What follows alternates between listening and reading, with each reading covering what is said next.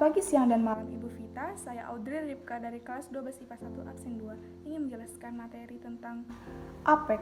Sebelum itu, saya akan menjelaskan terlebih dahulu definisinya.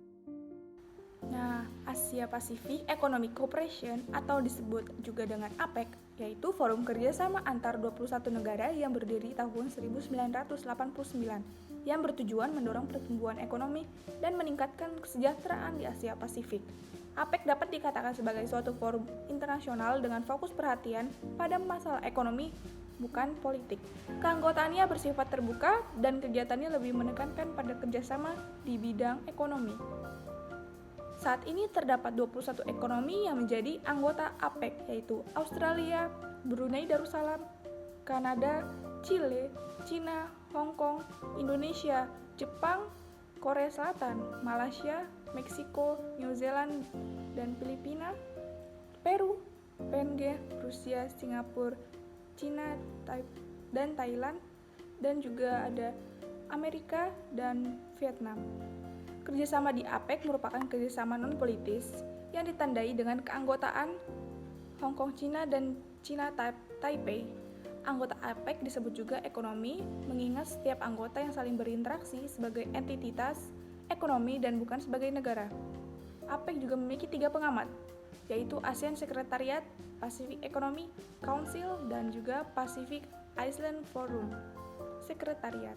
Nah, untuk foto kedua tokoh tersebut, yang bagian kiri yaitu Bob Hawke. Dia merupakan pendiri APEC pada tahun 1989. Sedangkan yang bagian kanan merupakan ketua APEC yaitu Muhyiddin Yassin. Lanjut ke latar belakang yang dilandasi, yaitu gagasan APEC muncul atas prakarsa Robert Hawke, yaitu Perdana Menteri Australia saat itu. Pembentukan kerjasama regional di kawasan Asia Pasifik dilatar belakangi oleh beberapa faktor, yaitu adanya dinamika proses globalisasi. Dinamika ini berdampak sangat luas dan terjadi secara global di seluruh belahan bumi, termasuk kawasan Asia Pasifik. Lalu yang kedua yaitu perubahan dalam konstelasi politik dunia seperti munculnya berbagai kelompok perdagangan regional yang bersifat tertutup dan cenderung membedakan kedudukan negara Asia Pasifik dalam bidang perdagangan dan investasi.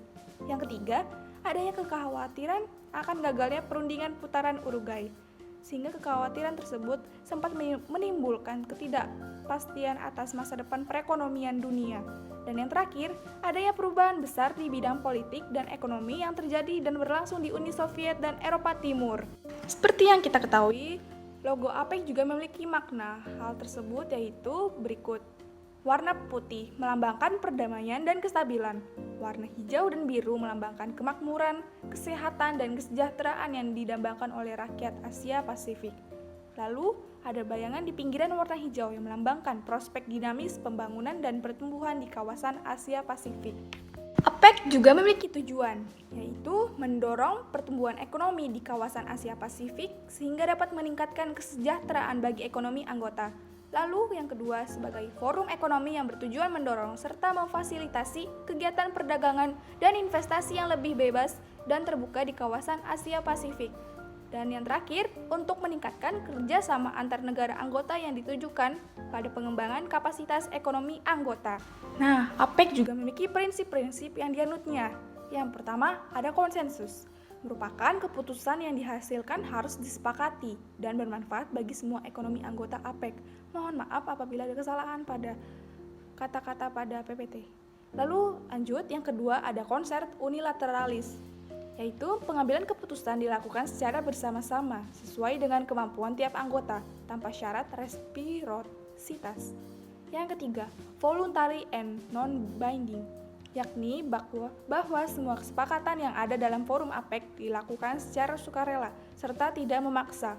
Dan yang terakhir ada differentiate time frame, merupakan setiap ekonomi anggota yang masuk dalam kategori ekonomi maju diharapkan melakukan liberalisasi terlebih dahulu.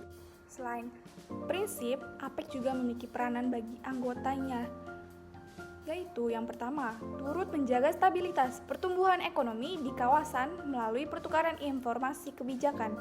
Dan yang kedua, sarana pembahasan isu yang kerap menjadi ancaman perekonomian seperti kesiaptanggapan bencana, ancaman terorisme.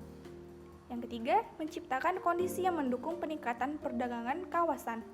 Yang keempat, mempermudah dan memfasilitasi dunia usaha melalui skema APEC, Business Travel Card atau ABTC.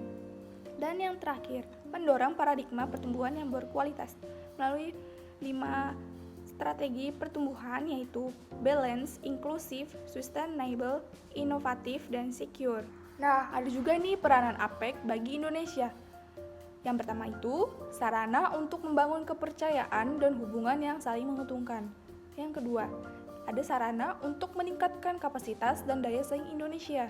Yang ketiga, sarana untuk memastikan bahwa pasar Asia Pasifik tetap terbuka bagi produk ekspor unggulan Indonesia.